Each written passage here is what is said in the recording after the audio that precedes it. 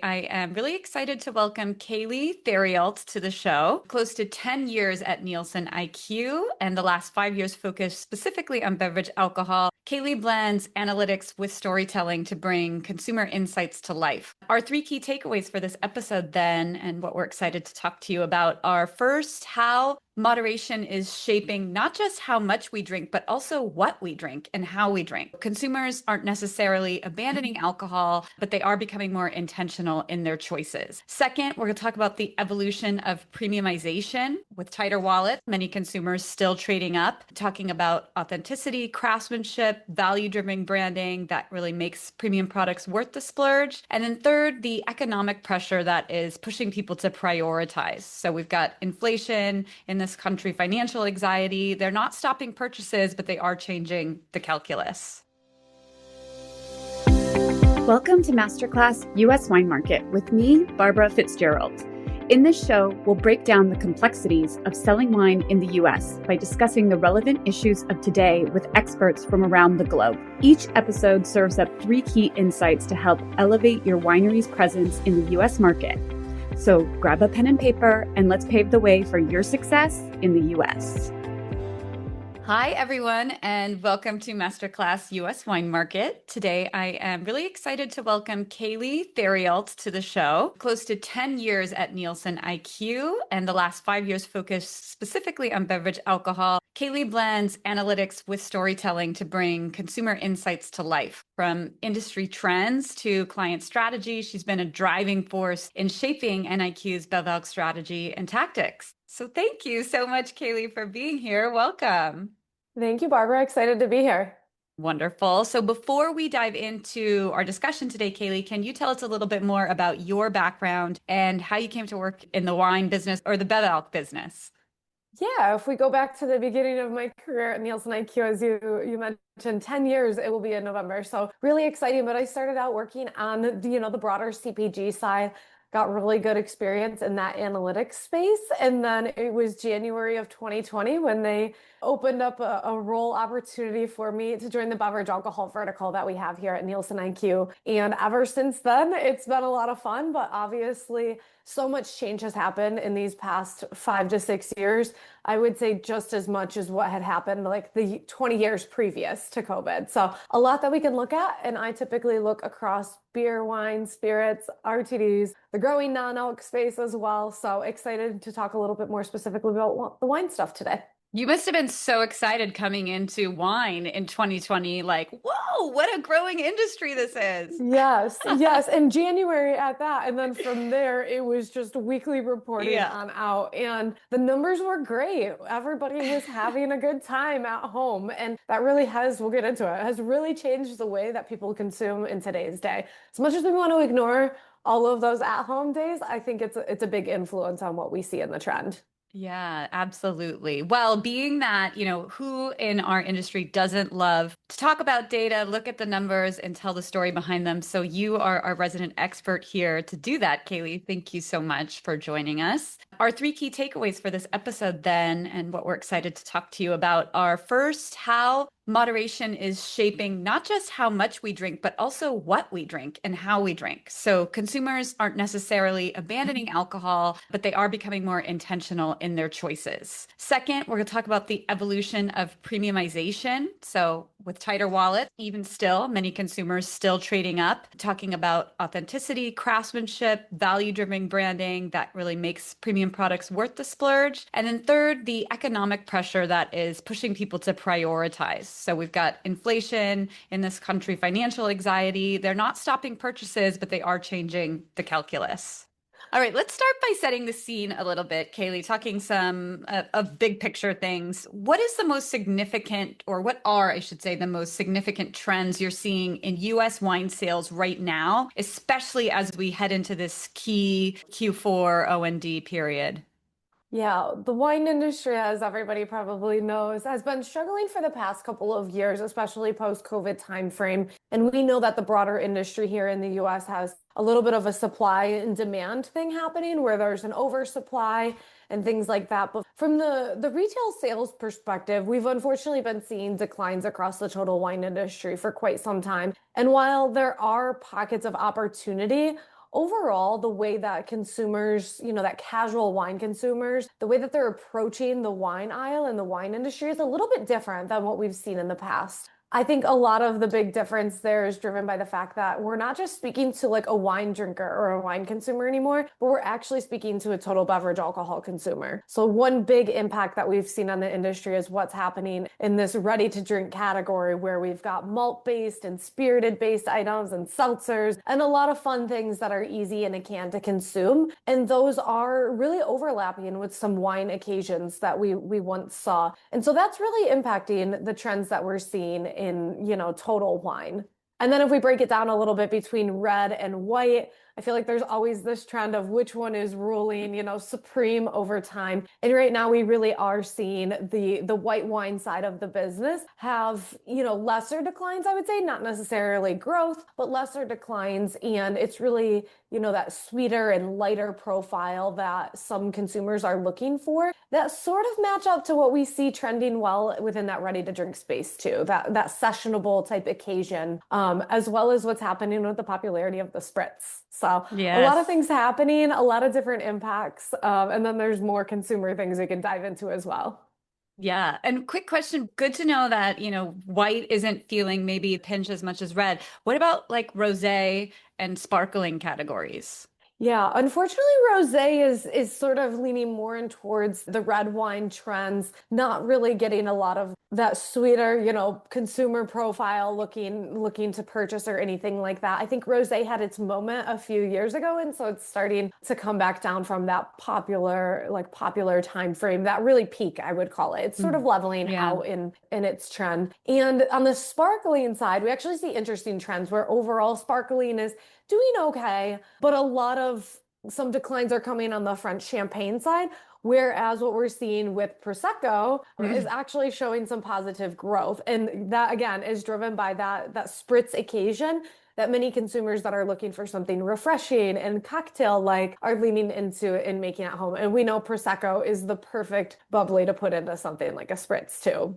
Yeah, amazing. My family is from Italy, so I've known about spritz my whole life. And for the longest time, I was like, how does no one in the US know what a spritz is and know how amazing it is? And now here it is. She's exploded onto the scene.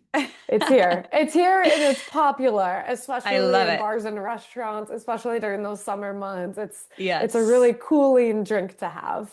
I love it. Well, you mentioned you gave me some of your figures from NIQ and said Italian wines are still about a $2.94 billion category in the US, but there is a decline of 4.7% year over year. So, how can we kind of interpret this in context? Is this a sign of contraction? Is this a sign of the shift in the types of wines consumers are reaching for? What do you say?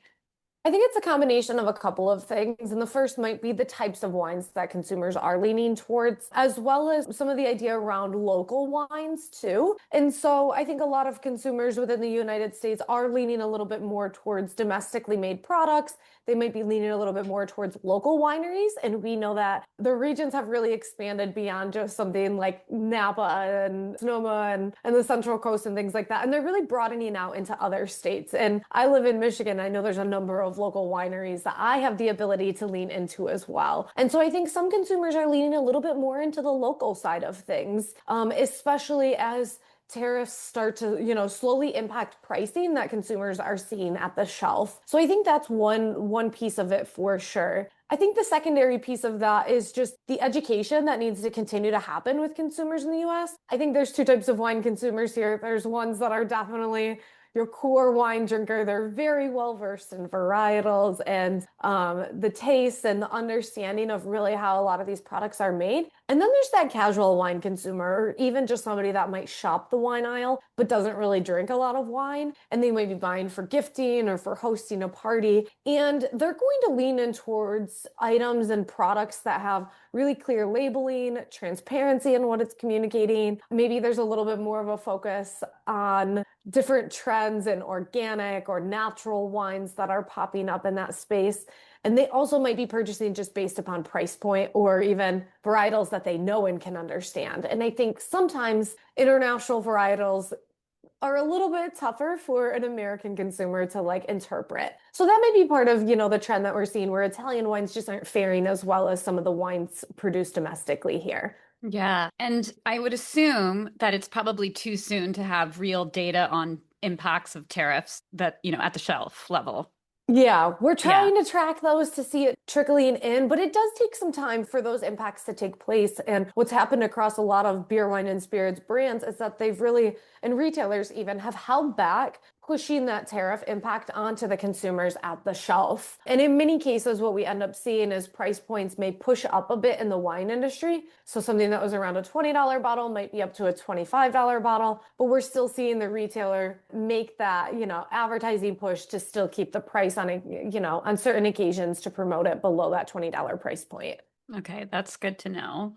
A really important call out that you mentioned, I've talked to you about this before, but you just mentioned it briefly again now, is that there is a consumer of wine and then there is also a shopper. And so you're saying that the person shopping for the wine may not be the end consumer and their goals, values, whatever in their shopping process may be different than what even the end consumer is looking for. So for that instance, what do you see performing really well on the shelf in terms of even like a style of a label? You said transparency, but are they going for the very classic like Chateau label on the bottle? Or are they looking for something a little bit more unique, more exciting? Do you have any insights into that? Yeah, I think for those that might not be, consuming a whole lot of wine, but are a little more familiar with the wine aisle, maybe they've been hosting or gifting for many years, I think they're going to lean into some tried and true brands that are, popular in the industry. They might understand that, a cab from Napa is what they want to get, and they might have a brand in mind. That could be happening, and they might be leaning a little bit more into that traditional side of the wine space. But then if we think about the younger consumer that is likely unaware of a lot within the wine industry, they might shop a little more based on label and something fun and trendy. They might be leaning more towards pops of color and something that looks a little more vibrant, as well as something that's simpler to understand. So I see some wine brands that are finding some success with, those legal drinking age Gen Z are leaning into brands that are kind of silly a little bit, I guess I would say. Like the label might look a little bit silly with like emojis on it. And they're also leaning more towards the idea of a red blend and a white blend and a rosé blend. And so they're not necessarily focused on varietal, but they're focused on like the color opportunity that exists there and trying to hint that, this one will be a little bit more sweet. This one will be less sweet, because I still think as much as a lot of wines have, the dry to sweet on the back of the label, that doesn't always make sense to somebody that might not be used to consuming wine. So they're just trying to simplify that overall, that brand presentation, at the shelf and on the bottle.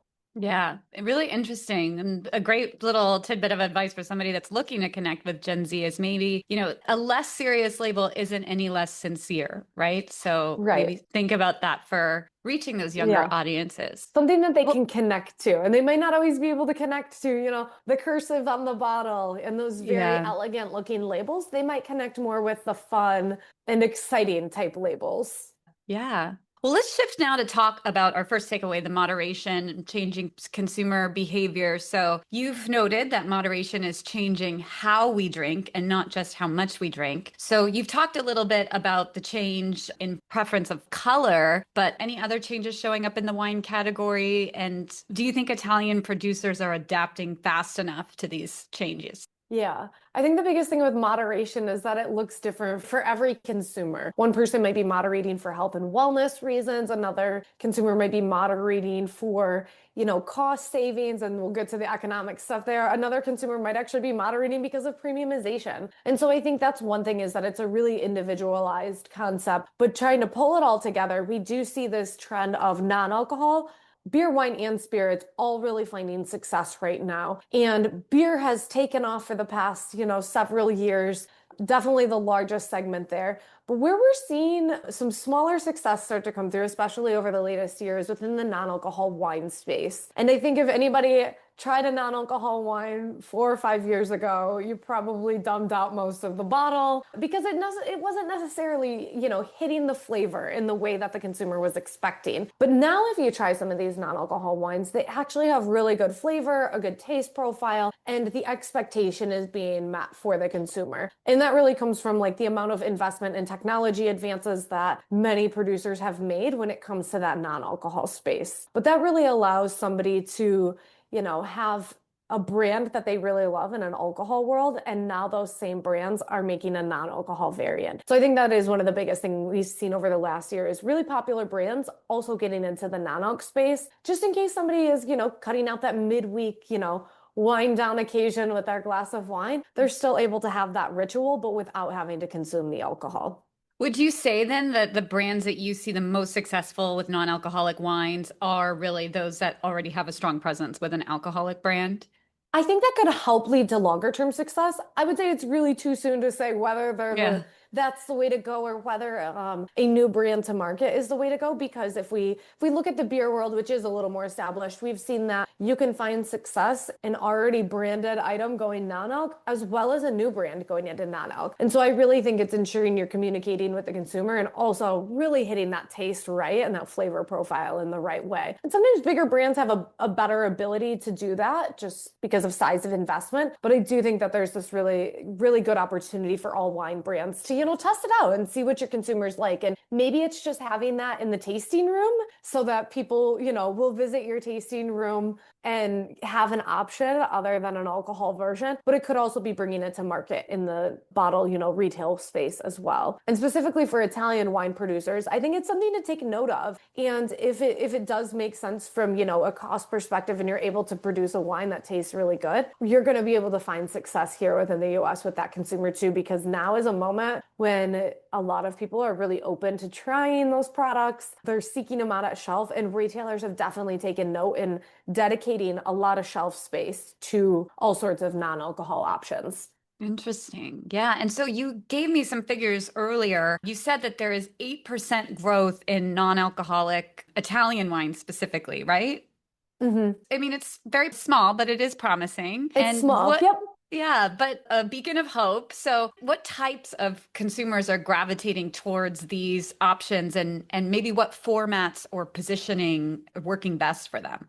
Yeah, I think the one thing to note about the consumer that's drinking non-alc in some is that it's not necessarily a sober consumer. It truly is a traditional beer, wine, or spirits drinker that's looking for an alternative to consuming alcohol for a given occasion. And so we see that that's who's really leaning into the space. And it's across generations as well. The reasons for why somebody might be choosing again are a little bit different. So an older, boomer generation consumer might be seeking more of this moderation and non-alcohol world because of health reasons, things like that. But that younger consumer might be looking to just have a better overall, approach to consuming alcohol. Maybe they're the responsible one out of their friend group for the evening and they're going to have a non-alc, or they're just trying to, be a little more conscious in what they're consuming throughout the week.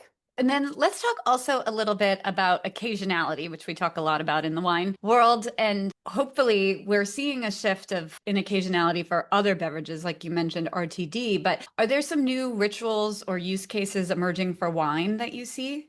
Yeah, so ready to drinks. I feel like those made such a dent in the industry over the past few years. And really, it's a lot of popularity among, seltzers was the big thing, and then some of these flavored malt beverages. And now spirits ready to drinks are having a moment because it's a pre-mixed cocktail in a can. And we're even seeing some of that translate into the wine space as well. And wine-based cocktails are driving pretty significant growth, I would say, as well as alternative sizes within wine too. So we can talk about those in like two different parts, but within the wine-based ready-to-drink space, I think we saw a couple spritzer brands, we saw a couple wine-based seltzer brands. They made a little bit of a splash. They didn't stick around too long, but what we're really seeing is now some different wine punch offerings and more of the fruit forward or the flavor forward with a wine base finding some success. And really that's giving some consumers an alternative or maybe a more fruity option to be able to consume when they would have had, a glass of wine, and it's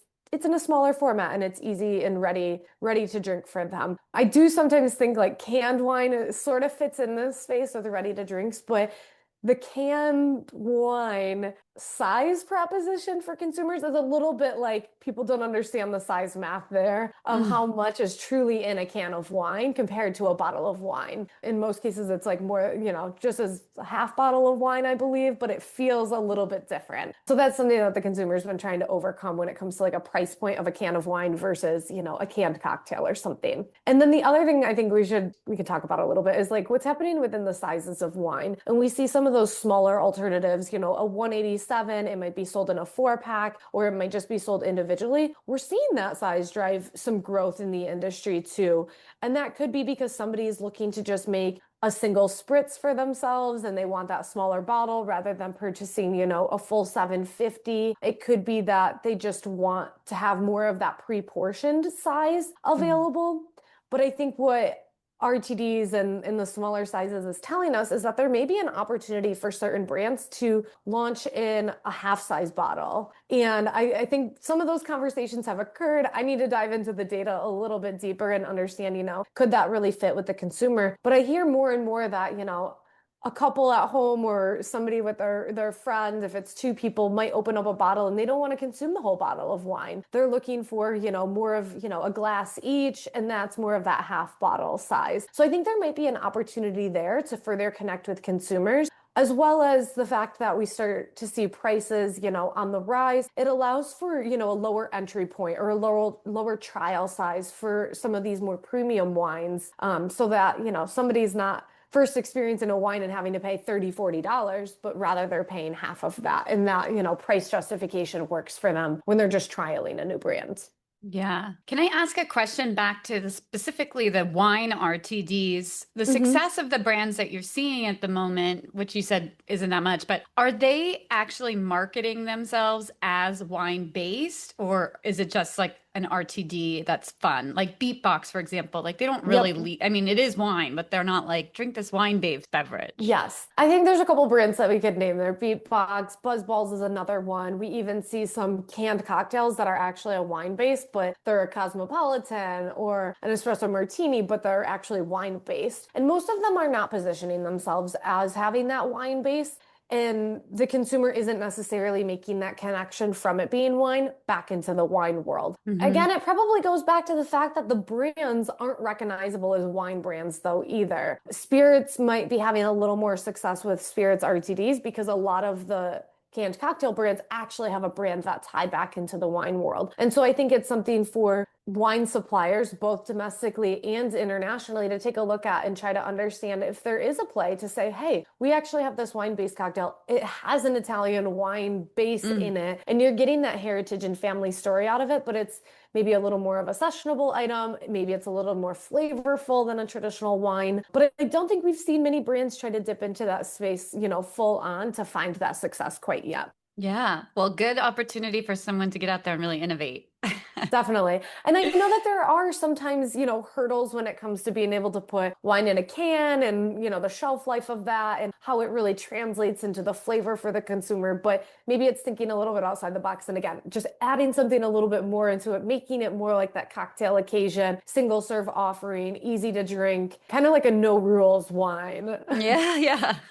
Awesome. Well, let's talk a little bit now, shifting towards premiumization and kind of value reframing. So, can you unpack what today's premium consumer is really looking for in a wine brand? And maybe as simple as really defining premium because it means so many things in so many different places. Yes. Yes. So similar to the word moderation, so similar to the word incremental. I think there's a lot of words that have many Yeah. meanings. And really, I would like us to think about it as like consumer having a premium mindset. That mindset might translate into purchasing premium products. And so in the wine industry, that might look like somebody going to the store and not necessarily purchasing the most expensive wine, but they're not purchasing the value wine either. They're actually purchasing wines that are around the $15 to $25 price point because the premium aspect is there along with the value proposition. It's like the price and the quality really align to be something of, premium to somebody, especially if they're not, a core wine drinker. They might just be that casual wine drinker. $20 feels premium to somebody. So the first place again is in the products that somebody is purchasing. The second pillar, I guess, of premiumization is premium experiences. And, Mm. we see that some visitation to bars and restaurants is declining a bit, which then impacts,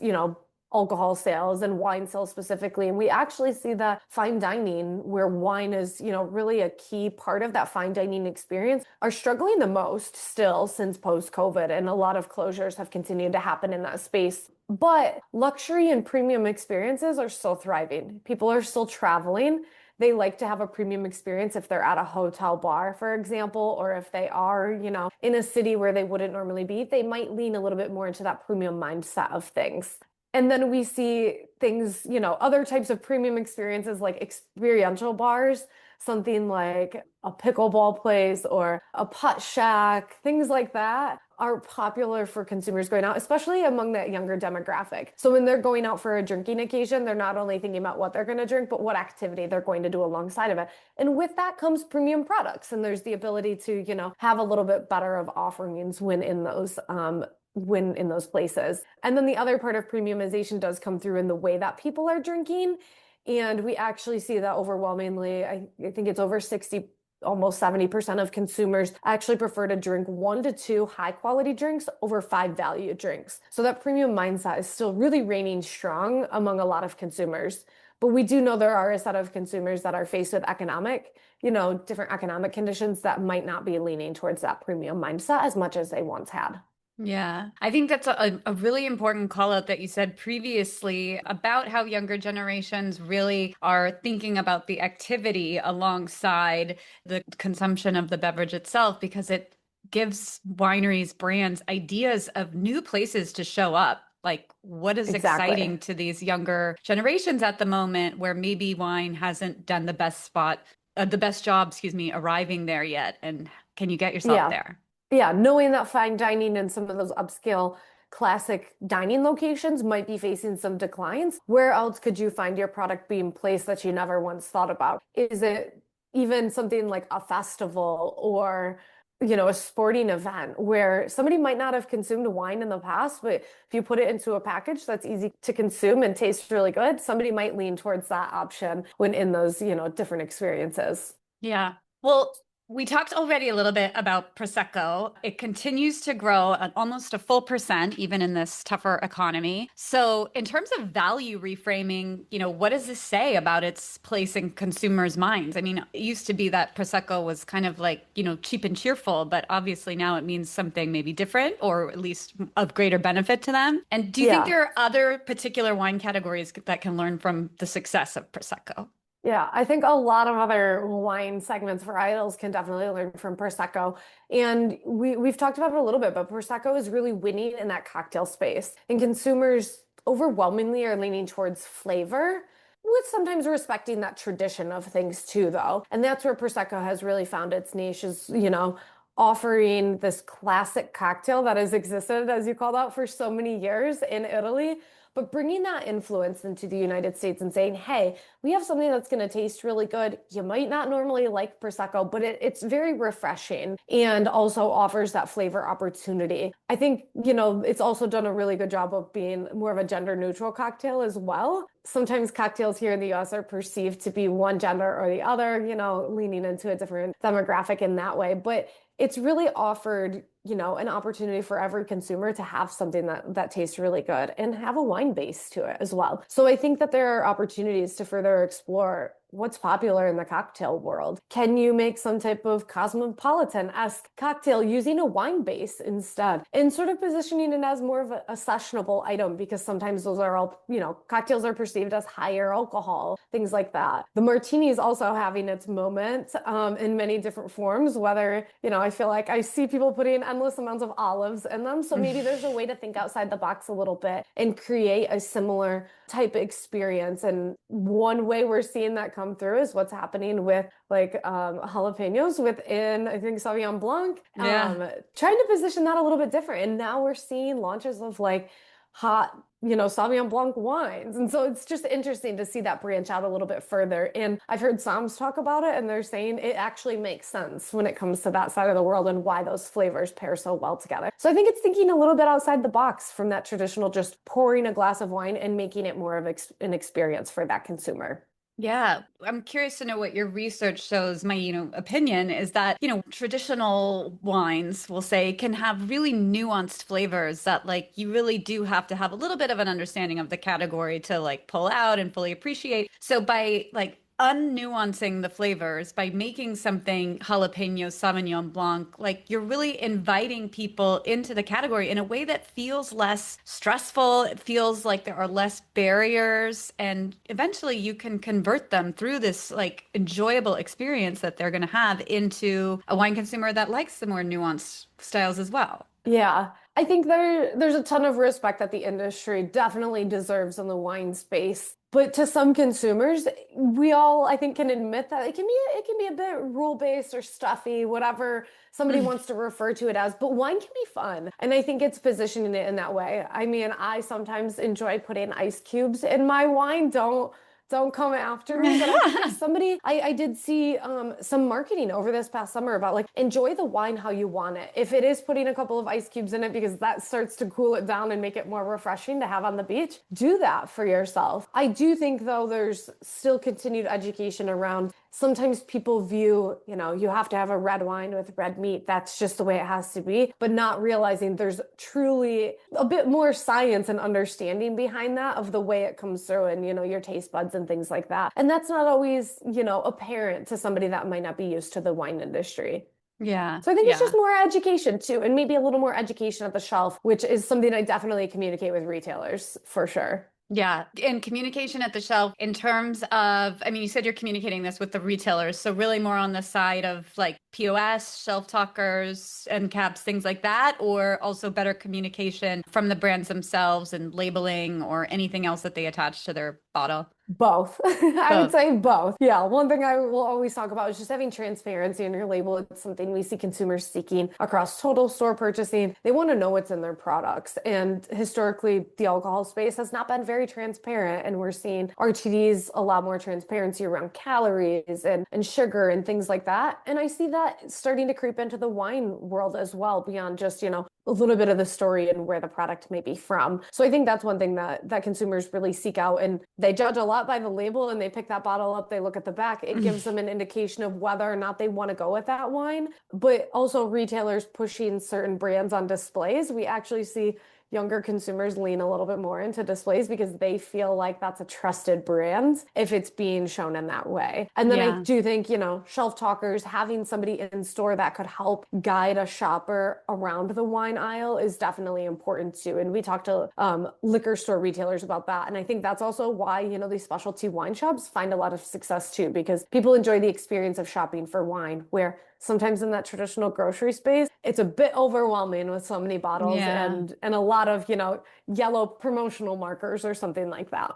Yeah, that's really valuable advice for people working with their retailers. Okay, you gave a really interesting fact pulled from your data that you're seeing growth in Italian Chardonnay at 125% and also wine cocktails. So the growth of Italian Chardonnay is matching these wine cocktails we've been talking about. So what do you think this says about consumers' openness to experimentation, even within a heritage category like Italian wine? Yeah, I think part of that is just leaning into the trends that we're seeing overall with this US consumer. White wines having a good moment. Of course, Chardonnay being a big part of that. And so those Italian wines that are finding success are really, latching onto that and also maybe really hitting the flavor of what somebody might want. I know I'm not an oaky Chardonnay drinker, but if somebody opens up and says, hey, we're not an oaky Chardonnay, then I'm more apt to try it. So we might be seeing a little bit of that come through as well in the space. But that's definitely one area where I think it's proof that you can, latch onto a varietal that might be growing and see what can happen there. And then the wine cocktail space, I know there are a couple popular Italian wine cocktail brands, and they're very good. And I think they are picking up on that flavor side of things more so than just being a canned wine offering. And so I think that's one thing that they're recognizing and they're going with it because that's what the consumer's looking for. All right, good insight. Let's talk now a little bit more about economic pressures. So, again, we know here in the US and around the world, there's a lot of financial anxiety, effects of inflation, but people are still purchasing. So, what are they prioritizing right now?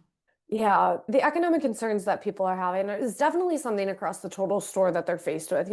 Everything at the shelf when they walk into a retailer has seen a price increase of some sort. The news really likes to talk about eggs and how that's changed, but we're really seeing some of that trickle into other purchasing. Now, when it comes to the beverage alcohol world, we do find that it's more of that treat occasion, going back to that like occasion aspect. People aren't necessarily purchasing just because they want to purchase wine. They're purchasing because they want that brand they trust. They've, maybe waited all week to pour themselves a glass. They're looking for that high quality in their consumption pattern still. So somebody might be cutting it back on, something like paper towels or toilet paper or other products like that and buying private label. And even in their food purchasing, we see private label finding a lot of growth. But then when it comes to the alcohol space, they are going to continue to purchase those trusted brands that they have, despite cutting back in other ways. At NielsenIQ, we have looked at this segmentation of consumers ranging from strugglers to thrivers. Strugglers being those that aren't as confident in their financial position in the near future. Thrivers are those that are having no issues. We classify about 78% of consumers as being vulnerable across the total industry. That's how they self-report that they're unsure about financial concerns. But what I can tell you is that the other end of that, where the thrivers are at, more so the non-vulnerable consumers and even the cautious middle is what I would call them, make up a lot of the dollar sales and the volume within the alcohol industry, and specifically the wine industry as well, which tends to lean towards higher incomes, which is experiencing a little bit less of those economic concerns right now.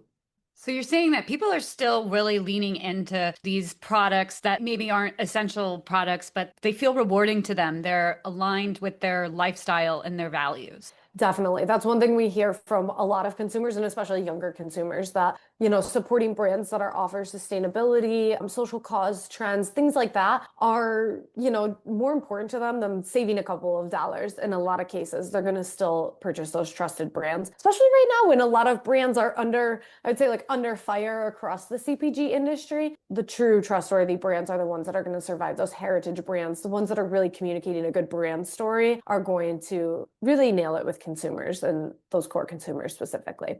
Yeah. And these are such great insights. So you talk so much about the younger consumers, which is great because you've also mentioned in your data that Italian wines really do skew older, higher income, particularly Gen X and boomers. So these are the opportunities to kind of future-proof their brands in the US. Definitely. I think there is an opportunity to further connect with those younger consumers.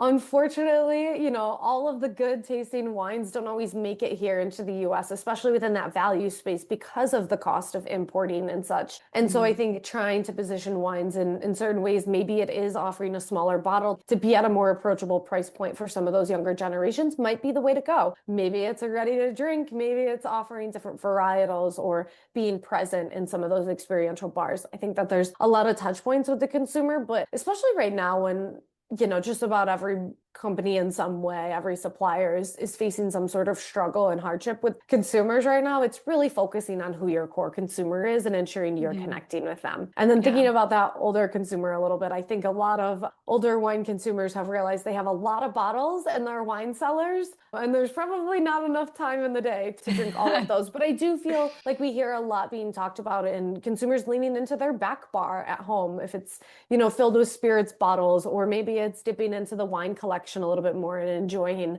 some of those purchases made over time. But we also see a little bit of that happening too. So the sales trends are down. I still think that people are consuming in different ways. It's just tough for us to measure that side of the business. Yeah, definitely. Well, speaking of tough to measure, let me ask you this question. We're recording this on September 4th, so just ahead of Q4 or O&D anyway. Do you have a forecast for the holiday season and early into 2026? Are there any signs of either direction, rebound, realignment, further decline?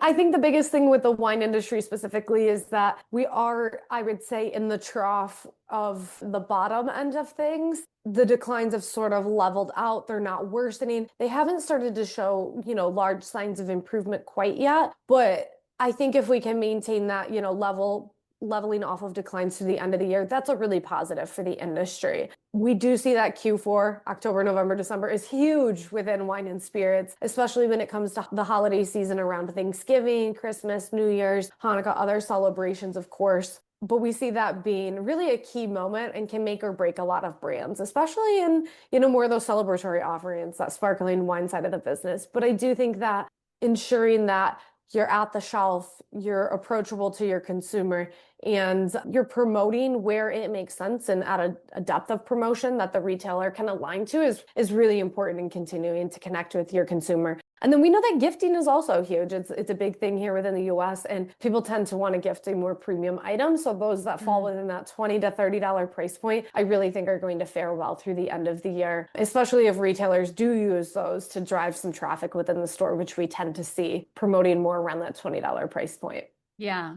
I think the gifting call out is so huge because also a huge culture in the US is corporate gifting. And Yes. corporations love to, everyone thinks, not, well, I shouldn't say everyone, but many people think wine is a high value item. So it makes for a great gift. And, by law, they can't give gifts like over $99, I think it is. So, but there's like perfect ways to slide wines into that in a meaningful way. Definitely, definitely. And I also think it's important that if, you're sending wine, offer a non-alcoholic variant as well for Yeah. somebody that might not want to be a wine consumer. I do hear it quite often. Somebody receives wine and they're like, the gesture was very Yeah. nice.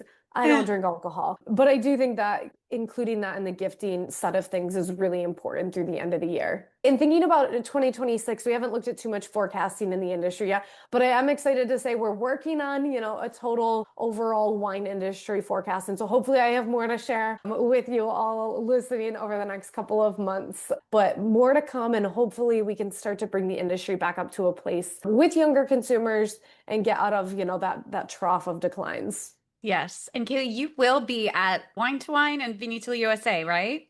Yes, I will. Fantastic. So producers will have the opportunity to bring their numbers directly to you for some analysis.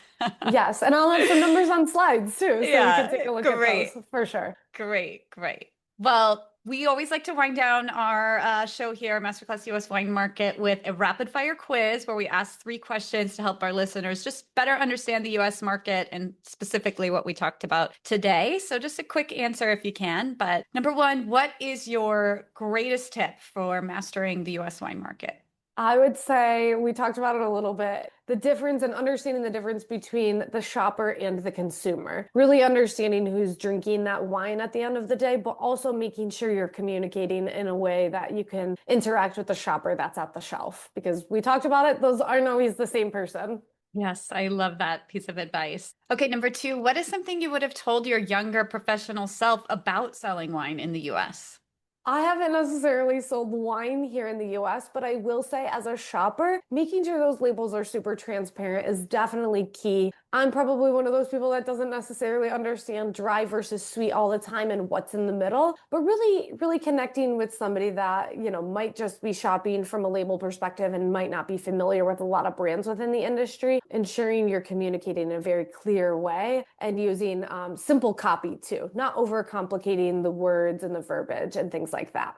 Yeah, I think that is such a great call out because as wine lovers, we kind of, I think, imagine that everybody feels as romantic about wine as we do, but we have to remember other people take a different approach. So come at a more simple vocabulary, something that's a little bit more universal, more connectable.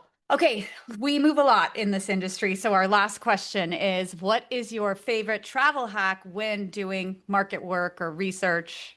I think I've said this in just about every one of my presentations recently, but definitely talking to younger consumers. Whenever I get the chance, whether it's on a plane or in a hotel or just sitting at a bar, I'm like, why did you choose that product? Why are you drinking wine? Why'd you choose that type of wine? Really talking to people and strangers, it's a good way to connect if they're in the industry. And also if they don't like to consume alcohol, understanding some of those reasons if they're open to sharing. But I say that's most important for Gen Z consumers that are starting to turn legal drinking age. There's so much in the industry that says like, oh, Gen Z doesn't drink. And that's not true. There's a ton of data. We could do a whole nother podcast on that. But that's the biggest thing is really just talking to some of these younger consumers and saying, what do you like? What do you want to find? Again, sometimes we get caught up in the fact that everybody wants what we want, and that's not always the case. And so it's really making sure you're listening to the consumers. And sometimes that's a stranger when you're on the road traveling to, whatever state or country you're going to next.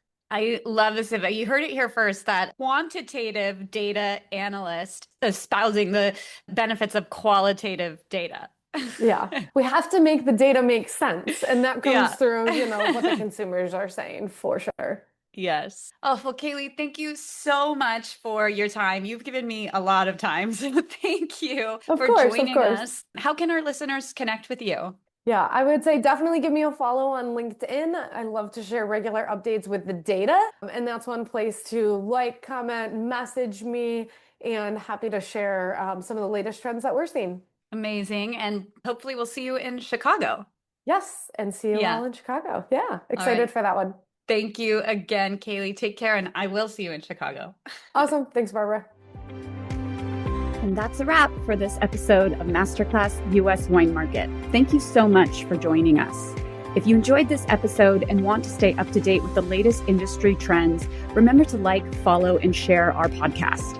And if you find value in our conversations, please leave us a review to help others discover the show and grow our community.